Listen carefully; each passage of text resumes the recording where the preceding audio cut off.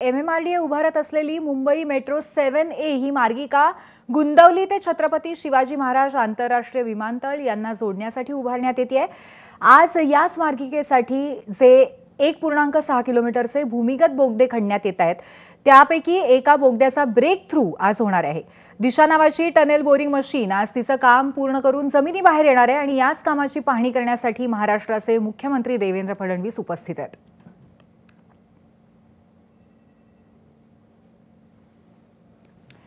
आपण ही दृश्य बघतोय मेट्रो 7A मार्गिकेची आहेत।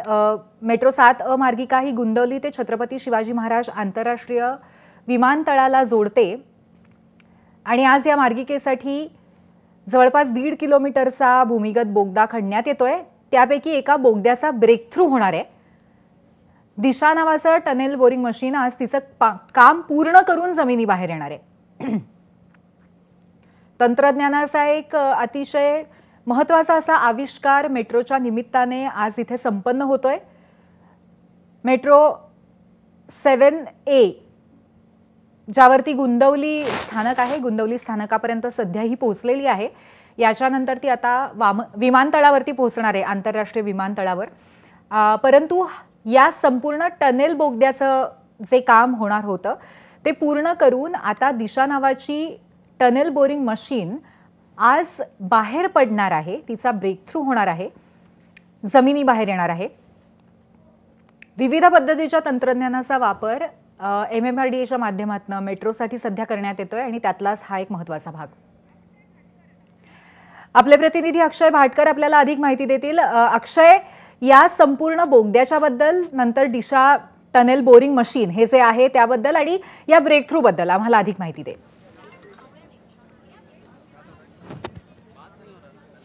हा प्रकल्प अतिशय छोटा आहे। म्हणजे MMRDA इतर जे काही प्रकल्प बांधते आहे, उभारत आहे मेट्रो मार्गांचे, त्यापैकी सगळ्यात छोटा प्रकल्प म्हणजे अगदी 3.4 किलोमीटर लांबीची ही मेट्रो मार्गिका आहे। 7A असं त्याला नाव देण्यात आलेलं आहे, कारण की आधीपासून दहिसर ते गुंदवली ही 7 नंबरची मार्गिका, ज्याला रेड लाईन आपण बोलतो, ती आधीपासूनच सुरू आहे। आता सध्या ही 7A बांधायची गरज का पडली होती? कारण की जर 7A ही मेट्रो मार्गिका बांधली नसती तर वेगवेगळे जे मेट्रो आहेत, ज्या सध्या त्यांच्या काम सुरू आहे किंवा ज्या लोकार्पित झालेल्या आहेत, त्या सगळ्या मेट्रो इंटरकनेक्टेड करण्यासाठी, एकमेकांशी जोडले जाण्यासाठी, संलग्नीकरण करण्यासाठी ही मेट्रो 7A मार्गिका गरजेची होती।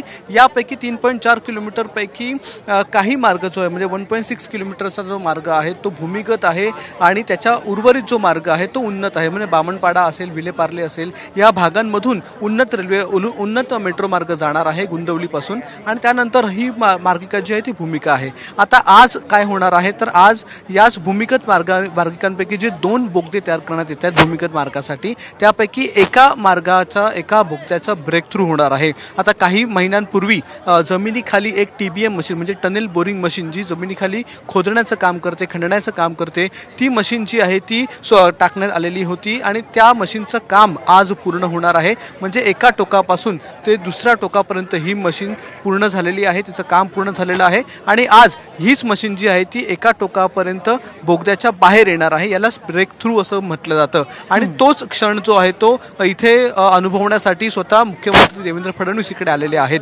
आता ही 3.4 किलोमीटरची मार्गिका कोणत्या इतर मार्गिकांना जोडणार आहे तर एकतर 7 मार्गिका जी आहे, रेड लाईन जी आहे गुंदवलीपासून, तिला तर जोडणारच आहे आणि गुंदवलीपासून ते छत्रपती शिवाजी महाराज आंतरराष्ट्रीय विमानतळ जे आहे त्या मार्गापर्यंत ही मार्गिका येते आहे। त्यामुळे अंडरग्राऊंड जी MMRCची मेट्रो 3 ही मार्गिका जाते, ॲक्वालाईन ज्याला आपण बोलतो, त्या ॲक्वालाईनच्या टर्मिनल 2 हे जे त्यांचं स्टेशन आहे, त्या टर्मिनल 2 स्टेशनला देखील ही मार्गिका संलग्न होणार आहे। आणि याचप्रमाणे इतर ज्या मार्गिका आहेत, म्हणजे अगदी वसई विरारपासून ज्या मेट्रो रेल्वे सेवांचं जाळं विस्तारण्याचं काम सुरू आहे, ते अगदी तिथून ते कुलब्यापर्यंत सिमलेसली प्रवास, म्हणजे अगदी न थांबता प्रवास जो आहे तो करायला सुरुवात आपण करू शकतो। आणि ज्यावेळी या सगळ्या मेट्रो उभारून पूर्ण होतील त्याच्यानंतर आपण या एका 7A या मार्गिकेचा वापर करून मेट्रो 7 पासून किंवा मेट्रो 2A पासून ते थेट आपण मेट्रो 3 मध्ये जाऊ शकतो किंवा मेट्रो 4 मध्ये जाऊ शकतो. असे वेगवेगळे स्थानकं जी आहेत ती अंडरग्राऊंड म्हणजे जमिनीच्या खाली विकसित करण्यात आलेली आहेत. आता हा जो संपूर्ण प्रकल्प आहे अगदी 3.4 किलोमीटर लांबीचा जरी असला तर तो महत्त्वाचा आहे आणि याच प्रकल्पाचं आतापर्यंत 59% काम पूर्ण झालेलं आहे. इतर जे काम आहे ते अजूनही बाकी आहे, त्याचं काम अजूनही सुरू आहे.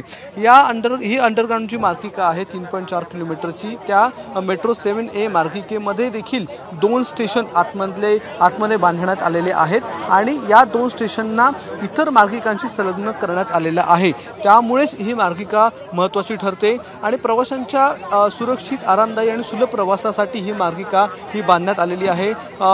यामध्ये दाटीवाटीचा जो परिसर आहे म्हणजे बामणपाडा असेल किंवा विलेपार्ल्याचा दाटीवाटीचा परिसर असेल त्या ठिकाणी देखील अगदी 1600 झोपडपट्ट्या होत्या. त्या 1600 झोपड्या दुसरीकडे इतरत्र वळवण्यात आलेल्या आहेत आणि ही मार्गिका बांधत असताना सगळ्यात मोठा टास्क जो होता तो होता अंडरग्राऊंड महानगरपालिकेच्या अनेक वाहिन्या आहेत. मग पाण्याच्या वाहिन्या आहेत, सांडपाण्याच्या वाहिन्या आहेत आणि त्याचबरोबर गॅस वाहिन्या देखील आहेत. तर या सगळ्या वाहिन्या ज्या आहेत त्यांना सुरक्षित ठेवून इथे हे कन्स्ट्रक्शन करायचं होतं. त्याचबरोबर अगदी 6 मीटर म्हणजे हा जो बोगदा आज बाहेर पडतोय, अत्यंत कुतूहलजनक आणि अत्यंत उत्साह वाढवणारा असं सगळी ही माहिती आहे. म्हणजे थोडक्यामध्ये आता गुंदवलीपासनं किंबहुना दहिसरपासनं जर आपण रेड लाईनने आलो तर त्यानंतर आपण या बोगद्याने मेट्रो 3 पर्यंत पोहोचू शकतो आणि तिथून आपण थेट दक्षिण मुंबईमध्ये पोहोचू शकतो आणि संपूर्ण या वेस्टर्न भागाला, पश्चिमी भागाला पूर्णपणे जोडणारा असा हायवेच्या खालून जाणारा सुद्धा असा हा एक पर्यायी मार्ग आणखीन तयार होईल.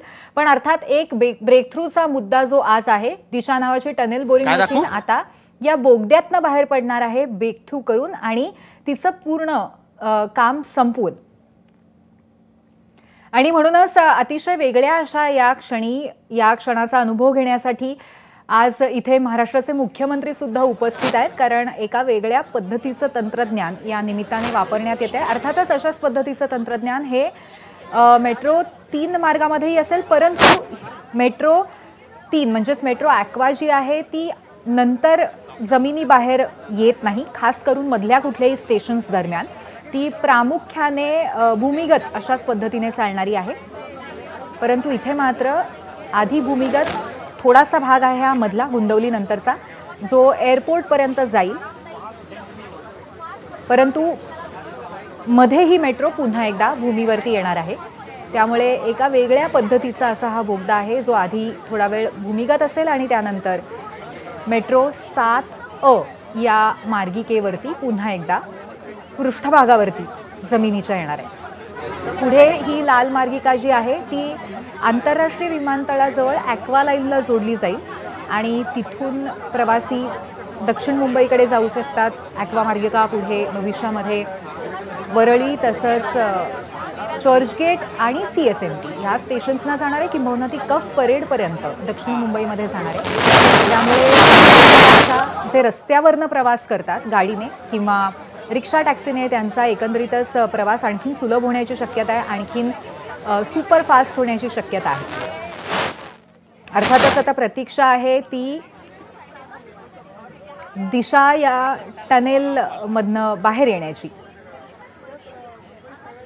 तर या मेट्रो प्रकल्पाचे लाभ काय आहेत आपण पुन्हा एकदा बघूयात. मेट्रो मार्ग 7A मुळे मुंबई महानगर प्रदेशातल्या विविध मेट्रो मार्ग थेट विमानतळापर्यंत मेट्रोने आता जोडले जाणार आहेत. मेट्रो 3 कुलाबा वांद्रे सीप्स या छत्रपती शिवाजी महाराज आंतरराष्ट्रीय विमानतळ या भूमिगत स्थानकाजवळ या 7A मार्गाचं संलग्नीकरण होईल. म्हणजे इथे 7A हा मार्ग मेट्रो ॲक्वाला येऊन मिळणार आहे.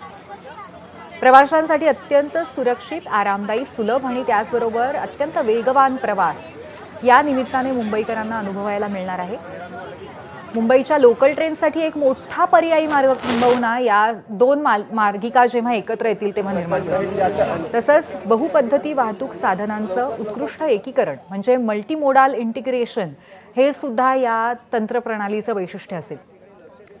दाटीवाटीच्या नागरी परिसरातनं मेट्रोसाठी उन्नत आणि भूमिगत मार्गाची रचना केल्यामुळे आता विमानतळ परिसरामध्ये मेट्रो बांधकामासाठी कमी जागा व्याप्ती आहे, हाही यातला एक महत्त्वाचा भाग आहे. पुन्हा एकदा अक्षयकडे आपण जाऊया. अक्षय, मला वाटतं माझ्या प्रश्न आधीच उत्तर मिळत आहे. मी तुला विचारणार होते की कधी हा जो बोर टनेल मेकर आहे तो बाहेर येतोय. अक्षय, हा जो टनेल बोरिंग मशीन आहे तो टनेल बोरिंग मशीन आता पूर्ण झालेलं आहे तिचं काम. आणि आपण पाहताय जसे टनेल बोरिंग मशीनने काम पूर्ण करून आता अगदी काही क्षणात ही टनेल बोरिंग मशीन आपल्याला दिसणार आहे. अगदी चक्राकार गतीने फिरणारी ही टनेल बोरिंग मशीन आता तिचं काम तिने पूर्ण केलेलं आहे. या कामाला, या टनेल बोरिंग मशीनला दिशा असं नाव देण्यात आलेलं होतं आणि त्या दिशाने व्यवस्थित दिशेने काम करून आता तिचं काम पूर्ण होऊन या संपूर्ण हा जो टनेल आहे त्या टनेलवर आता पुढचं काम म्हणजे मेट्रो मार्गिका टाकण्याचं काम, मग रुळांचं काम असेल किंवा ओव्हरहेड वायर बसवण्याचं काम असेल, दूरसंचार आणि सिग्नलिंग प्रणाली बसवण्याचं काम असेल, ही सगळी कामं आता पूर्ण केली जाणार आहेत. कारण की एक टनेल जो आहे त्याचं काम आता 100% पूर्ण झालं आहे. दुसरा टनेल जो आहे त्याचं काम 90% पूर्ण झालेलं आहे. त्यामुळे अगदी काही दिवसांमध्ये पुन्हा एकदा आपल्याला आणखीन एका टनेल बोरिंग मशीनचा ब्रेक थ्रू इथे बघायला मिळेल. ही संपूर्ण मार्गिका जी 3.4 किलोमीटरची होती त्यापैकी अगदी 2.5 किलोमीटरचा जो मार्ग आहे दुहेरी टनेलचा तो या ठिकाणी भूमिगत आहे. उर्वरित मार्ग हा एलिव्हेटेड असणार आहे. त्यामुळे एका बाजूला एलिव्हेटेड एका बाजूला भूमिगत असा अतिशय आव्हानात्मक असा हा प्रवास आहे या मेट्रो 7A या लाईनचा. आणि तोच आज त्याचा अर्धा प्रवास जो आहे तो आता पूर्ण जवळपास झालेला आहे. मुख्यमंत्री देवेंद्र फडणवीस स्वतः हा क्षण अनुभवण्यासाठी इथे उपस्थित आहेत. आणि आता देखील आपण पाहिलं तर अगदी 5 मिनिटांमध्येच ही टनेल बोरिंग मशीन जी आहे ती आपल्याला या टनेलमधून आतमधल्या भूमिगत या बोगद्यातून बाहेर येताना दिसणार आहे. कारण की तिचं खणण्याचं काम आणि इतर जे काम असतं टनेल बोरिंग मशीनचं ते पूर्ण सध्या झालेलं आहे. जी 7A मार्गिका आहे त्या 7A मार्गिकेचा हा सगळ्यात मोठा पॉईंट आहे ज्या ठिकाणी इथे ही टनेल बोरिंग मशीन बाहेर आल्याच्या नंतर इथेच खालीच जवळपास जमिनीपासून 30 मीटर खाली हा भाग आहे. आणि या 30 मीटर खाली असलेल्या भागावर आता मेट्रो स्टेशन इथे निर्माण केलं जाणार आहे. जे मेट्रो स्टेशन एकाच मेट्रोसाठी नसेल तर जवळपास 3-4 मेट्रोसाठीचं एकच हे मेट्रो स्टेशन असणार आहे. ज्या मेट्रो स्टेशनमधून आपल्याला वेगवेगळ्या मेट्रोमध्ये जाता येईल. आता लोकल एका ट्रॅकवरून दुसऱ्या ट्रॅकवर जाऊ शकतात आणि हार्बर लाईन ही वेस्टर्न लाईनला जोडण्यात येते, वेस्टर्न लाईन सेंट्रल लाईनला जोडण्यात येते. मात्र मेट्रोचं असं नसतं. मेट्रोचा प्रवास जो आहे किंवा अंतर्गत, भूमिगत किंवा एलिव्हेटेड मेट्रो ज्या असतात त्या सगळ्या मेट्रो या एकाच दिशेने एकाच लाईनवर प्रवास करतात. त्या एकमेकांना जोडण्यात येत नाहीत. आणि ज्यावेळी त्या जोडण्यात येत नाहीत त्यावेळी तरी पण आपल्याला एकाच मेट्रोमध्ये दुसऱ्या मेट्रोवर प्रवास करायचा असेल तर यासाठी अशा प्रकारच्या छोट्या लाईन्स किंवा जे संलग्नीकरण असतं ते करणं गरजेचं होतं. आणि म्हणूनच ज्यावेळी सगळ्या मेट्रोचं प्लॅनिंग झालं त्यानंतर अगदी शेवटी 2021ला या मेट्रो 7Aचं प्लॅनिंग करण्यात आलेलं होतं. कारण की 4 लाईन या मेट्रोमधून आपल्याला एकमेकांशी जोडण्यात येणार आहेत आणि ते संलग्नीकरण महत्त्वाचं होतं. म्हणून ही 3.4 किलोमीटरची मेट्रो मार्गिका जी आहे ती तयार करण्याचं काम झालं. आणि सगळ्यात मोठं आव्हान जे होतं ते एका बाजूला एक टनेल जे मेट्रो 3चं आहे, ॲक्वालाईनचं आहे,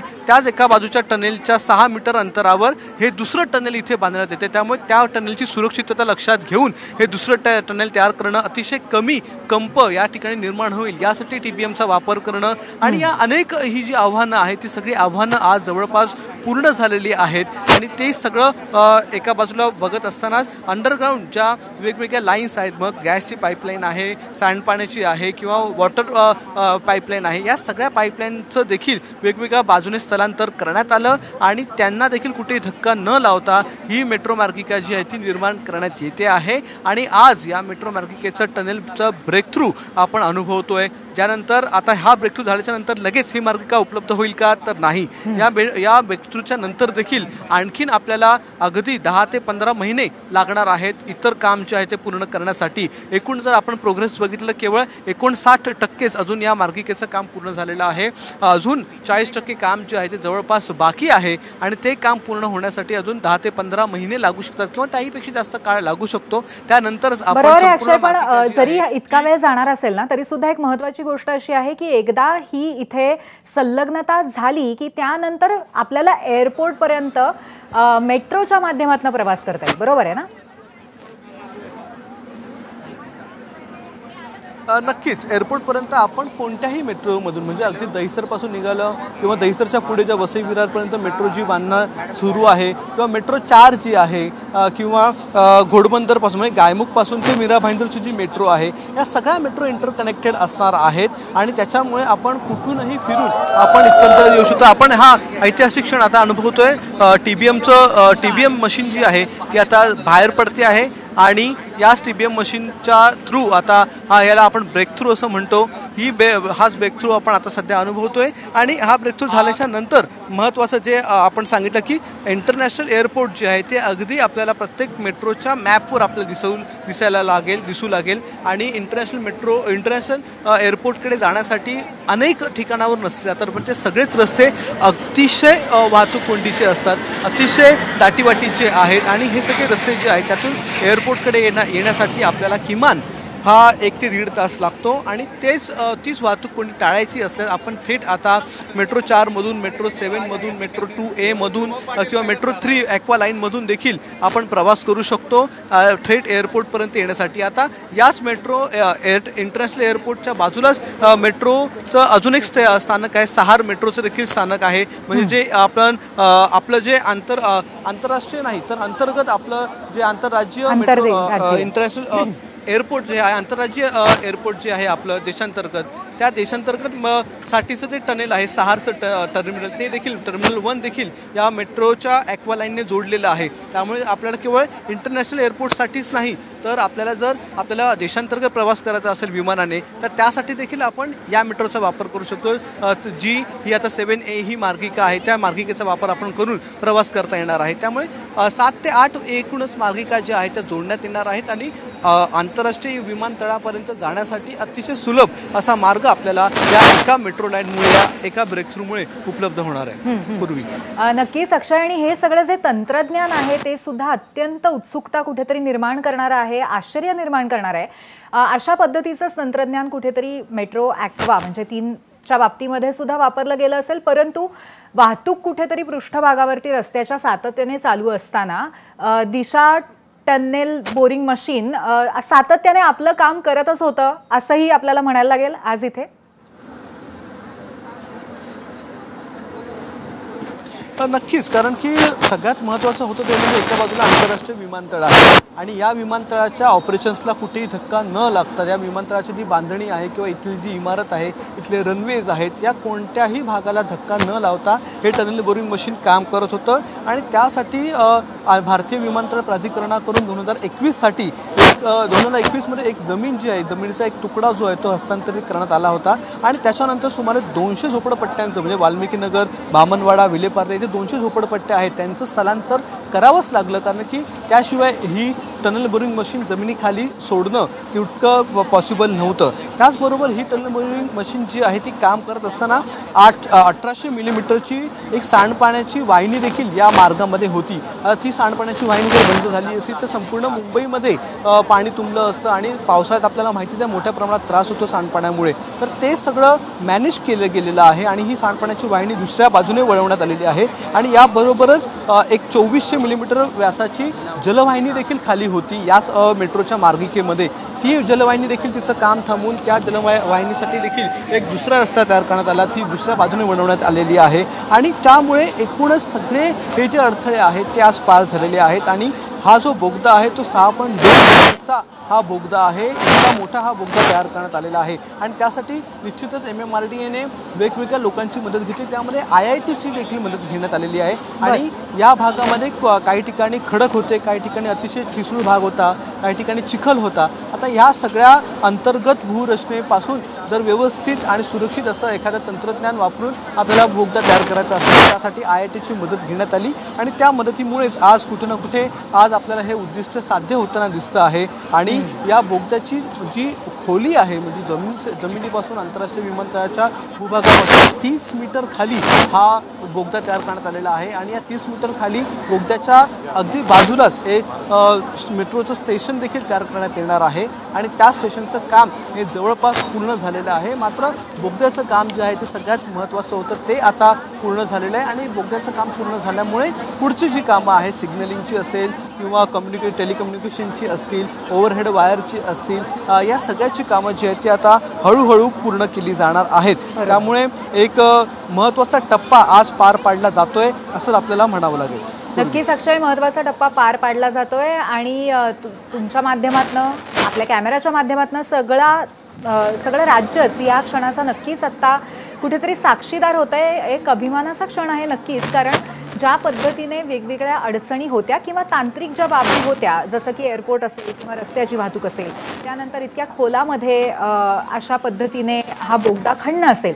शिवाय आपण बघतोय की साधारणपणे गेली 15-20 मिनटं आपण अगदी नजरा लावून बसलेलो आहोत स्क्रीनकडे, पण तरीसुद्धा आपल्या स्पीडने ते मशीन पुढे येतं आणि अर्थातच कारण खूप मोठ्या खोलावरती आणि त्याचबरोबर अत्यंत प्रचंड मोठा असा प्रवास करून एक इंच कुठेतरी खालची बोगद्याची तयारी पोकळी करत हे मशीन पोचलंय. पण यामध्ये आणखीन एक महत्त्वाची बाब अशी आहे की 2014मध्ये जो कुठेतरी एक मेट्रोच्या नेटवर्कचा हा सगळा प्लॅन होता, हा सगळा प्रपंच होता, तो आज या निमित्ताने कुठेतरी एका महत्त्वाच्या टप्प्यावरती येऊन पोचलाय. एक अभिमानाचा दिवस आहे महाराष्ट्रासाठी.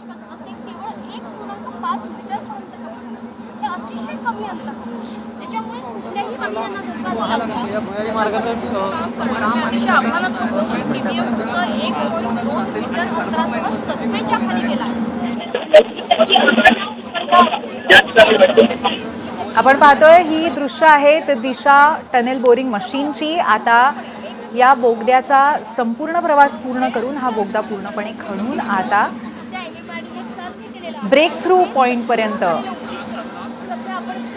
आलेलं आहे हे मशीन. एबीपी माझा, उघडा डोळे बघा नीट.